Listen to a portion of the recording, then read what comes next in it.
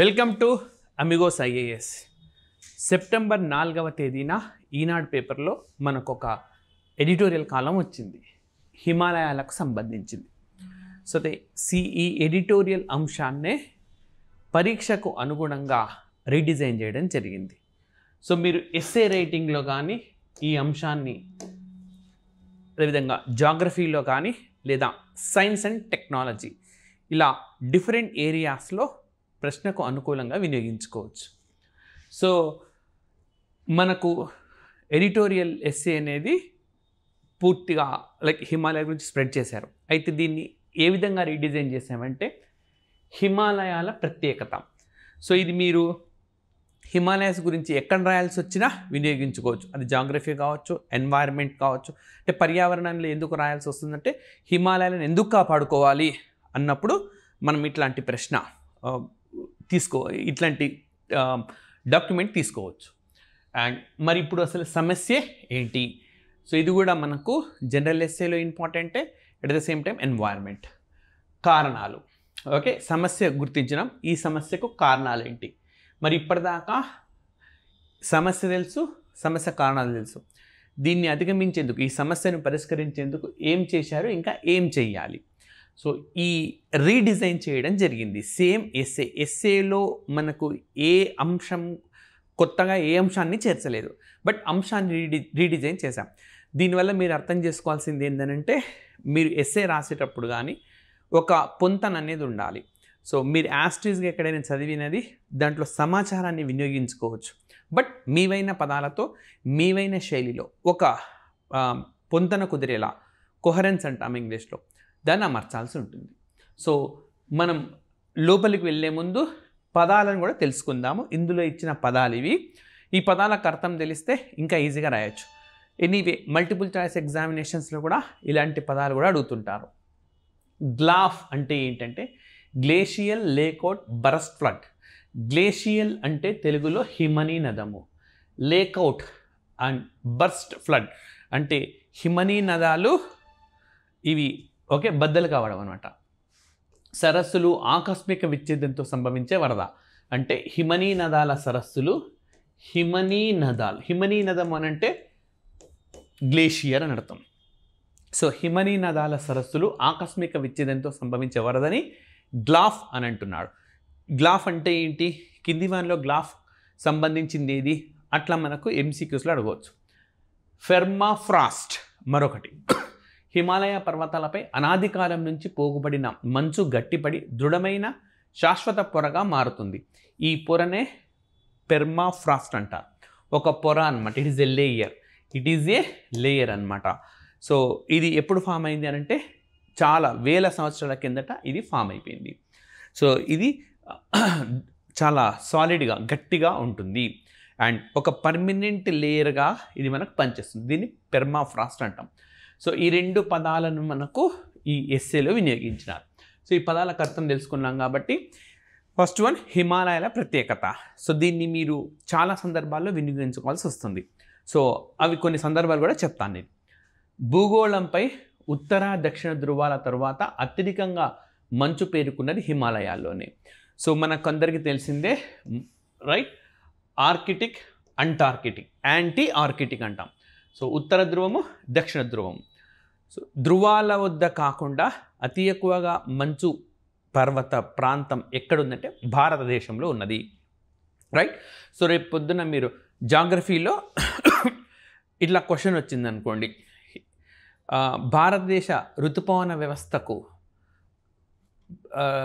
Okay ప్రధానంగా ఏ factors influence చేస్తాయి, లేదంటే భారతదేశానికి హిమాలయ పర్వతాలు ఎలాంటి ప్రయోజనం కలిగిస్తున్నాయి అన్నప్పుడు కాస్త పదాలను మార్చి రాస్తాం. ఫర్ ఎగ్జాంపుల్ ఋతుపవన వ్యవస్థకు కూడా హిమాలయాలు మనకు దూరం. సో తిరోగామి ఋతుపవనాలు కావచ్చు. సో మనం మామూలుగా హిమాలయాలను రాసే బదులు ధ్రువ ప్రాంతాల తర్వాత అతిపెద్దదైన మంచు ప్రాంతము హిమాలయాలు భారత వాతావరణ ఋతుపవన వ్యవస్థ పైన ప్రభావం చూపుతాయి.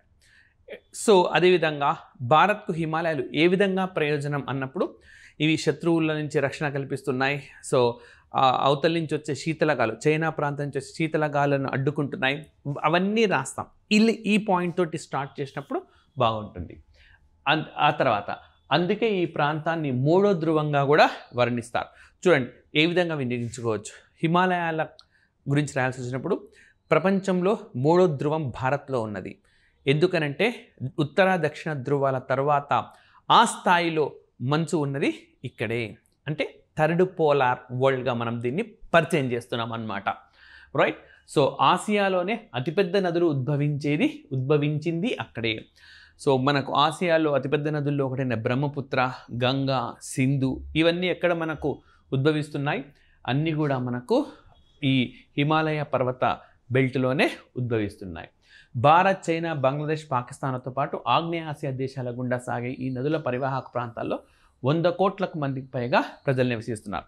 సాధారణంగా మనకు హిమాలయాల కమర్షియల్ లేదా వాణిజ్యపరమైన ప్రయోజనాలు రాయండి అన్నప్పుడు అందరూ హిమాలయాల నదులు ఉద్భవిస్తాయి. నదుల ఆధారంగా మనకు అనేక వ్యవసాయం విధంగా పరిశ్రమలు, ఇంత జనాభా, సో అలా మనం రాయొచ్చు. లేకపోతే ఇప్పుడు నేను చెప్పబోతున్నాను. ప్రపంచంలో మూడో ధ్రువం భారత్లో ఉన్నది. ఉత్తర దక్షిణ ధ్రువాల తర్వాత అంతా మంచు పర్వత వ్యవస్థ ఇక్కడ ఉంది. ఆసియాలోనే అతిపెద్ద నదులకు పుట్టినిల్లు. 100 కోట్ల మంది ప్రజలు ఈ హిమాలయ పర్వతాలకు సంబంధించి వ్యవసాయ రంగం, పారిశ్రామిక రంగం, పర్యాటక రంగం పైన ఆధారపడి ఉన్నారు. అదేవిధంగా ఇక్కడ మనకు విశ్వాసం పరంగా కూడా ఇది అత్యంత కీలకమైన ప్రాంతం. అంటే మనకు అమర్నాథ్ యాత్ర కావచ్చు, అంటే దైవ చింతన అనేది కూడా ఈ ప్రాంతాలకు సంబంధించి మనకు ఉంది అని చెప్పుకుంటున్నాం మనం. సో 100 కోట్ల మందికి పైగా ప్రజలు ఇక్కడ నివసిస్తున్నారు. సో అంటే చూడండి, ఇండియాలో ఉత్తర ప్రాంతంలో మనకు దాదాపుగా 50-60 కోట్ల మంది, అండ్ అదేవిధంగా మనకు ఇతర దేశాల్లో అంతా కలిపి 100 కోట్లు. నిజం చెప్పాలి అని అంటే వీళ్ళందరినీ ఒక దేశం అనుకుంటే ప్రపంచంలో జనాభా పరంగా 3వ ప్లేస్లో ఉంటుంది అనుకోవచ్చు. అంటే భారతదేశంలో 145 కోట్లు అనుకుంటే, చైనాలో 142 కోట్లు అనుకుంటే, ఆ తర్వాత 100 కోట్లు దాటిన దేశం ఇదే అవుతుంది. ఇది ఈ బెల్ట్గానే ఒక మనకు దేశంగా మారుతుంది. అట్లా కూడా మనం వర్ణించవచ్చు. ఇట్లా కూడా రాయాల్సిన అవసరం లేదు. సో హిమాలయాల పైన మళ్ళీ చెప్తున్నాను సెంటెన్స్. హిమాలయాల పైన ఆధారపడిన జనసంఖ్యనుగాన ఒక దేశంగా పరిగణిస్తే ప్రపంచంలో జనాభా పరంగా 3వ అతిపెద్ద దేశం అవుతుంది. 100 కోట్లకు పైగా ప్రజలు దీనిపై ఆధారపడ్డారు. ఇది ప్రపంచంలో మూడో ధ్రువము. రైట్. సో మంచుతో కప్పబడి ఉన్న ఒక సువిశాలమైన ప్రాంతం. వ్యవసాయ, పారిశ్రామిక రంగాలు ఇక్కడ ఆధారపడి ఉన్నాయి. పర్యాటక రంగానికి అత్యంత కీలకమైంది. రైట్. సో ఇట్లా మనం హిమాలయాల ప్రత్యేకతను చెప్పుకుంటూ రాయొచ్చు అన్నమాట. అంటే ఏ విధంగా మీరు ఎక్స్ప్రెస్ చేస్తారు? ఎందుకనంటే మనం ఎస్సే రాసేటప్పుడు దాదాపుగా ప్రతి ఆస్పిరెంట్ అన్ని పాయింట్స్ కవర్ చేస్తారు. సో గైడ్లైన్స్లో ఉన్నవి ఏవైతే పాయింట్స్ ఉంటాయో అవన్నీ కూడా కవర్ చేస్తారు. అయితే వే ఆఫ్ ఎక్స్ప్రెషన్, దాని ఇంపార్టెన్స్ని ఎంత మేరకు ఈ అభ్యర్థి గుర్తించాడు, అక్కడ మనకు అరమార్క్ తేడా వచ్చినా సరే పెద్ద టోటల్ స్కోర్లో చాలా డిఫరెన్సెస్ ఉంటాయి. రైట్. నెక్స్ట్ మరి సమస్య ఏంటి అంటే, హిమాలయ ప్రాంతంలో హిమనీ నదాల వల్ల ఇప్పుడు మనం ఏం చూసినాం, హిమాలయ ప్రత్యేకత, సమస్య ఏంటి, కారణాలేంటి, అండ్ ఇప్పటిదాకా ఏం చేశారు, ఏం చేయాలి. సో ఇదే కదా మన ఆ లాజిక్ సీక్వెన్స్ మర్చిపోకండి. హిమాలయ ప్రాంతంలో హిమనీ నదాల వల్ల ఏర్పడిన సరస్సులు 5000 వరకు ఉన్నాయి. వీటిలో 200 సరస్సులు గట్టు తెంచుకొని కిందకు దుమికే ప్రమాదం ఉన్నది. ఇది మనకు అసలు సమస్య. సో ఒక్కసారిగా బర్స్ట్ అయితే మనకు ఊహించని విపత్తే సంభవిస్తుంది. ఉత్తరాఖండ్లో సంభవించింది, సిక్కిం రాష్ట్రంలో సంభవించింది. సో ఈ సరస్సులు విచ్ఛేదనం వల్ల సంభవించే వరదను గ్లాఫ్ అని అంటారు. సో ఆల్రెడీ మనం చూసినాం. సో ఇప్పుడు మీరు రేపొద్దున ఎస్సే రాసేటప్పుడు ఇది రాయాల్సిన అవసరం లేదు. 5000 సరస్సుల వరకు ఉన్నాయి. 200 సరస్సులు గట్టు తెంచుకోవచ్చు. గ్లాఫ్కు దారి తీస్తుంది. డైరెక్ట్గా రాయొచ్చు, గ్లాఫ్కు దారి తీస్తుంది. సో వాళ్ళకి ఎగ్జామ్కి తెలుసు గ్లాఫ్ అంటే ఏంటి. సో ఇక్కడ కొంచెం స్పేస్ మనం సేవ్ చేసుకున్నాం అనమాట. ఇదంతా రాసే బదులు స్పేస్ని సేవ్ చేసినాం కాబట్టి ఇంకొక పాయింట్ ఎక్స్ట్రా రాసేందుకు మనకు వీలు చిక్కుతుంది. అందుకే ఫస్ట్ పదాలను కూడా పరిచయం చేయడం జరిగింది. సో నేల మీద కుండపోత వర్షాల కారణంగా సంభవించే వరదల కన్నా హిమాలయ పర్వతాల్లోని సరస్సులు బదులు కావడం వల్లే విపరీతమైన నష్టం వాటిల్లుతుంది. ఇంత కీలకమైన పాయింట్ చెప్పాడు చూడండి. ప్రస్తుతం మనం సెప్టెంబర్ 4న ఉన్నాము. ఆకాశం నుంచి వచ్చే వరదల వల్ల తెలంగాణలో ఆంధ్రప్రదేశ్లో ఎంత విపత్తో చూసినాం. అయితే హిమాలయాల్లో నేల మీద ఈ విధంగా కుండపోత కంటే హిమాలయ పర్వతాల సరస్సుల బద్దల వల్లే ఎక్కువ డ్యామేజ్ అనేది జరుగుతుంది. సో దీనికి అది కూడా తోడైందనుకోండి, ఇంకా ఊహించని విపత్తే. ఇవి జరిగిన సందర్భాలు కూడా ఉన్నాయి. సో అదే ఎగ్జాంపుల్ ఇస్తున్నా. 2013లో కేదార్నాథ్ను ముంచెత్తిన సుమారు 6,000 మందిని పొట్టబెట్టుకుంది ఇది ఈ తరహా వరదలే, రైట్. సో ఎగ్జాంపుల్ కూడా మనం ఇస్తున్నాం. నెక్స్ట్ ఫెర్మాఫ్రాస్ట్ ఆల్రెడీ చెప్పిన లేయర్ ఇది, ఓకే, దట్టగా అనాది కాలం నుంచి పేరుకుపోయింది. ఫెర్మాఫ్రాస్ట్ కొండపగుళ్ల మధ్య పేరుకుని దృఢత్వాన్ని ఇస్తుంది. కొంతకాలంగా చోటు చేసుకుంటున్న వాతావరణ మార్పుల వల్ల, మానవ సంచారం వల్ల ఫెర్మాఫ్రాస్ట్ వేగంగా కరిగిపోవడం కూడా గ్లాఫ్కు దారితీస్తుంది. చూడండి, రేపొద్దున ఆబ్జెక్టివ్ టైప్ ఎగ్జామినేషన్లో పెర్మాఫ్రాస్ట్ కరిగిపోవడం వల్ల కింది వానలో సంభవించేది ఏది అని అంటాడు. గ్లాఫ్ సంభవిస్తుంది.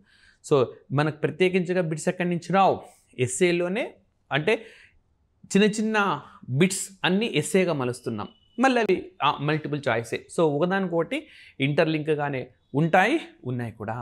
సో ఇదే క్లియర్గా. సో ఇప్పుడు ఏమవుతుంది, అనాది కాలం నుంచి ఒక పొర అనేది ఏర్పడింది, చాలా దృఢంగా ఉన్నది. కానీ వాతావరణ మార్పుల వల్ల, పర్యావరణ నష్టం వల్ల ఇది తెగిపోతుంది.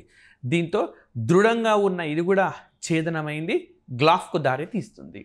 సో భారీ వర్షాలు సైతం ఇటువంటి ముప్పునే తెచ్చిపెడుతున్నాయి. మనకు ఎగ్జాంపుల్, సిక్కింలో సముద్ర మట్టానికి 5,200 మీటర్ల ఎగువన ఉన్న దక్షిణ లోనాక్ హిమనీ నద సరస్సు కుండపోత వర్షం వల్ల గండిపడింది. అదేవిధంగా వరద ప్రవాహం దిగువన ఉన్న తీస్తా నదిలోకి దుమికి వంతెనలను ఈడ్చికెళ్ళింది, రోడ్లను కూడా దెబ్బతీసింది. సో మరి సిక్కింలో అతిపెద్ద జల విద్యుత్ ప్రాజెక్ట్ అయిన తీస్తా 3 డ్యామ్కు క్లిఫ్ భారీగా గండి కొట్టింది. సో ఇది తీవ్ర విషాదాన్ని కూడా మిగిల్చింది అప్పట్లో. మరి మానవ సంచారం, ఇష్టారాజ్యంగా భవన నిర్మాణాలు, జల విద్యుత్ ప్రాజెక్ట్ నిర్మాణం, హిమాలయంలో గ్లాఫ్లు పెరగడానికి కారణమవుతున్నాయి. సో ప్రతి కారణం మనం చెప్తా ఉన్నాం. చూడండి, కేవలం హిమాలయాల్లోనే కాదు, ఎక్కడ భవన నిర్మాణాలు ఇష్టారాజ్యంగా చేస్తే ఎంత ఇబ్బంది అవుతుందో ఇప్పుడు విజయవాడలో, అదేవిధంగా ఖమ్మం జిల్లాలో, హైదరాబాద్లో అందరు ప్రజలు ఇబ్బంది చూస్తూనే ఉన్నారు. హైడ్రా అవసరం ఏంటి అన్నప్పుడు ఈ విధంగా కూడా రాసుకోవచ్చు. ఇష్టారీతిన చెరువులను ఆక్రమించి, జలభాగాలను ఆక్రమించి నిర్మించుకోవడం వల్ల పెను విపత్తే సంభవిస్తుంది, ఇటీవలి వరదలు స్పష్టం చేస్తున్నాయి. అదేవిధంగా హిమాలయాల్లో ఏర్పడిన గ్లాఫులు కూడా ఈ విషయాన్ని చెప్పగానే చెప్తున్నాయి. కాబట్టి హైడ్రా సమర్థనీయమే. సో మీకు క్వశ్చన్ వచ్చిందనుకోండి, హైడ్రా సమర్థనీయమేనా కాదా అన్నప్పుడు మీరు ఈ కేస్ స్టడీస్ ఇచ్చుకుంటూ ఎందుకు హైడ్రా అవసరమో తెలియచేయాలి. లైక్ మీరు హైడ్రాని వ్యతిరేకిస్తూ ఉన్నారనుకోండి, దాని తగ్గట్టుగా కంటెంట్ ఇప్పటికిప్పుడు చేయడం వల్ల మరి వాళ్లకు నష్టం. సరే, డబ్బున్న వాళ్ళకైతే కూలగొట్టినా మళ్ళీ ఏదో విధంగా ప్రత్యామ్నాయం ఉంటుంది. అసలు పేదలు అక్కడ తెలుసో తెలియకో చేసుకోవడం వల్ల వాళ్ళకి జరిగే నష్టం ఏంటి, దాన్ని ఏ విధంగా పూడుస్తారు, ప్రణాళికలో ఏమైనా ఉందా లేదా, అది లేకుంటే ఆ ప్రత్యామ్నాయాన్ని ఇస్తూ ఇట్లా చేయాలి. కాకపోతే మనము ఏకరీతిన లైక్ హైడ్రా అనేది అనవసరం, హైడ్రా ఉండకూడదు అట్లా రాయడం వల్ల చాలా ఇబ్బందికరమైన పరిస్థితి ఉంటుంది. అంటే హైడ్రాను మనం బ్యాలెన్స్ చేసుకుంటూ రాయాల్సి ఉంటుంది, రైట్. ఒకవైపు సంక్షేమం ఉండాలి, ఎట్ ద సేమ్ టైం పర్యావరణాన్ని కూడా మనం పరిగణలోకి తీసుకోవాలి. సో ఈ రెండింటిని మనము తృప్తిపరుస్తూ ఎలాంటి చర్యలైనా తీసుకోవచ్చు. సో ఆ విధంగా రాసుకుంటూ రావాలి. అలాంటప్పుడు ఇలాంటి ఎగ్జాంపుల్స్ కూడా ఉపయోగపడతాయి. సో ఇష్టారాజ్యంగా భవన నిర్మాణాలు కేవలం అక్కడ మాత్రమే కాదు, ఇది దేశవ్యాప్తంగా ఉన్న సమస్య, మనకు ప్రపంచవ్యాప్తంగా ఉన్న సమస్య. పోను అక్కడి భారీ ఉత్పత్తులు విరుచుకుపడతాయన్న భయాందోళనలు కూడా ఇప్పుడు మనకు కనిపిస్తూ ఉన్నాయి, రైట్. మరి కారణాలు ఏంటి? సో ఒక కారణం చూసినాం కదా, మనకు పెర్మాఫ్రాస్ట్ అనేది కరిగిపోతుంది. దీనివల్ల పర్యావరణ నష్టం వల్ల, పర్యావరణానికి మనం కలిగిస్తున్న కీడు వల్ల. మరి అంతకంతకు అధికమవుతున్న వాయు కాలుష్యం హిమాలయాల్లోని మంచుపై సన్నని బొగ్గు పొరను ఏర్పరుస్తుందని, అది సూర్యకిరణాలను సంగ్రహించడంతో మంచు వేడెక్కి కరిగి నీరవుతుందని అధ్యయనాలు హెచ్చరిస్తున్నాయి, రైట్. సో ఇలా కొంచెం ఇంకా నీట్గా వర్డింగ్ కూడా మీరు చేసుకోవచ్చు. వాయు కాలుష్యం మూలంగా ఏర్పడుతున్న బొగ్గు పొర సూర్యకిరణాల సంగ్రహంతో ఊహించని విపత్తు సంభవిస్తుంది, అధ్యయనాలు ఈ మేరకు తెలియజేస్తున్నాయి. సో అట్లా వర్డింగ్ మీరు కొంచెం బాగా భాష మలుచుకోండి, రైట్. సో హిమాలయాల్లో హిమనీ నదాల ద్రవీకరణతో 30% ఈ నల్లపొరే కారణమవుతుంది. సో రేపు పొద్దున నేరుగా అడగవచ్చు, ఇటీవలి అధ్యయనాల ఎంసీక్యూస్లో ఇటీవలి అధ్యయనాల ప్రకారం హిమాలయాల్లో హిమనీ నదాల అంటే గ్లేషియర్స్, హిమనీ నదం అంటే గ్లేషియర్స్ ద్రవీకరణలో ఎక్కువ కారణం దేనిగా చెప్తున్నారు అంటే నల్ల పొర. సో బొగ్గు లాంటి నల్ల పొర ఏర్పడింది, ఇది కరిగిపోతుంది. ఎందుకు అనంటే మన గ్రీన్ హౌస్ గ్యాసెస్ రిలీజ్ చేస్తున్నాం మానవ చర్యల వల్ల. హిమనీ నదాలు కరిగిపోవడం వల్ల వచ్చే నీరు భారీ సరస్సులను ఏర్పరుస్తుంది. సో దీనివల్ల ఏమవుతుంది, భూమి లోపల అడ్జస్ట్మెంట్ జరుగుతున్నాయి. ఈ నేపథ్యంలోని భూకంపాలు, కుండపోత వర్షాలు, భారీ హిమపాతం కారణంగా సరస్సులు గట్టు తెగి కిందకు దూకుతాయి. చూడండి, మనకు తరచూ నేపాల్లో, భూటాన్లో, ఉత్తరాఖండ్లో ఇలాంటి ప్రాంతాల్లోనే మనకు భూకంపాలు సంభవిస్తాయి. జమ్మూ అండ్ కాశ్మీర్లో, పాకిస్తాన్ హిమాలయ ప్రాంతం, ఆఫ్ఘనిస్తాన్ హిమాలయ ప్రాంతం.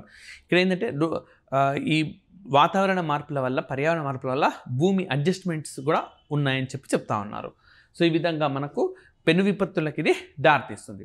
క్షణాల్లోనే వరద ఉధృతి పెరిగి దిగువన ఉన్న జనావాసాలు, జల విద్యుత్ ప్రాజెక్టులు, భవనాలపైకి వచ్చి పడుతుంది. మరి ఈ భూతాపంతో పెర్మాఫ్రాస్ట్ కరిగిపోతుండడంతో ఈ సరస్సులు తెగినప్పుడు రాళ్ళు రప్పలతో కూడిన బలమైన ప్రవాహదారులు కొండల కిందకు పడుతున్నాయి. సో మీకు రేపొద్దున ఎందుకు హిమాలయాల్లో మనకు మంచు కొండలు, కొండ చర్యలు విరిగిపడ్డానికి కారణం ఏంటన్నప్పుడు ఇవి కూడా పాయింట్ మీరు రాసుకోవచ్చు. రైట్, అంటే జాగ్రఫీ, ఇటు ఎస్ఏ, ఇటు ఎన్వైరన్మెంట్ అన్నీ మనకు కలగలిసేలా ఈ ఎస్ఏ ఉంది. రైట్, మరి భూతాపం, కార్బన ఉద్గారాల వల్ల 2001 నాటికి ఎవరెస్ట్ శిఖరంపై 70-99% హిమనీ నదాలు అదృశ్యమవుతాయని అంచనా. చూడండి, ఎవరెస్ట్ ప్రపంచంలోనే అత్యంత ఎత్తైన ఈ శిఖరం కూడా ఇబ్బందుల్లో ఉన్నది. రైట్, సో రేపొద్దున మీకు హిమాలయాలకు పొంచి ఉన్న ముప్పు ఏమిటి అన్నప్పుడు స్టార్టింగ్ ఈ పాయింట్ తోటే మీరు రాసుకోవచ్చు. సో ఇటీవలి అధ్యయనాల ప్రకారం 2100 నాటికి 70-99% ఎవరెస్ట్ శిఖరంపై ఉన్న హిమనీ నదాలు అదృశ్యమవుతాయని చెప్పి అంచనా వేస్తున్నారు. ఇది తీవ్రస్థాయి విపత్తులకు దారితీస్తుంది అని చెప్పి మీరు రాసుకోవచ్చు. క్వశ్చన్ బట్టి మార్చుకోవాలి. సో మరి ఇప్పటిదాకా ఏం చర్యలు తీసుకున్నారు, ఇంకా ఏం తీసుకోవాల్సి ఉన్నది? సో హిమాలయాల్లో గట్లు తెంచుకొని ప్రవహించే ప్రమాదం ఉన్న హిమనీ నద సరస్సులపై నిరంతర నిఘా వేయాలని జాతీయ విపత్తు నిర్వహణ ప్రాధికార సంస్థ తాజాగా నిర్ణయించింది. రైట్, సో NDMA అంటాం కదా, నేషనల్ డిసాస్టర్ మేనేజ్మెంట్ అథారిటీ, వీళ్ళు ఏం చేసినారు, నిరంతరం హిమనీ నదాల సరస్సులపై నిరంతరం నిఘా వేయడం. ఏదైతే మనకు గ్లాఫ్కు దారి తీసే అవకాశం ఉందో ముందుగానే గుర్తించి అక్కడి ప్రజలను అప్రమత్తం చేయడం, వాళ్ళను సురక్షిత ప్రాంతాలకు తరలించడం. ఆ విధంగా మీరు ఇదంతా రాయకుండా నేరుగా పదాలను పొదుపుగా వాడచ్చు. గ్లాఫ్కు దారి తీసే సరస్సులను గుర్తించడం, సురక్షిత ప్రాంతాలకు దాని పరిధిలోని ప్రజలను తీసుకెళ్ళడం, ఓకే, పునరావాసం కల్పించడం, అట్లా రాసుకోవచ్చు. నెక్స్ట్, వాతావరణ మార్పుల ప్రభావం వల్ల హిమనీ నదాలు కట్టలు తెంచుకోవడం అంతకంతకు ఎక్కువవుతుంది. సో వాతావరణ మార్పుల వల్ల హిమనీ నదాలు కట్టలు తెంచుకోవడం అంతకంతకు ఎక్కువవుతుంది. ఈ ముప్పును తప్పించుకోవడానికి పటిష్ట ప్రణాళిక అవసరం. ఇది ఎక్కడైనా కూడా మీరు రాసుకోవచ్చు అన్నమాట. ఇక్కడ ఫర్ ఎగ్జాంపుల్ పర్యావరణం గురించి రాస్తున్నాం, కేవలం హిమనీ నదాలు కాకుండా మొత్తం పర్యావరణం, సేమ్ పాయింట్.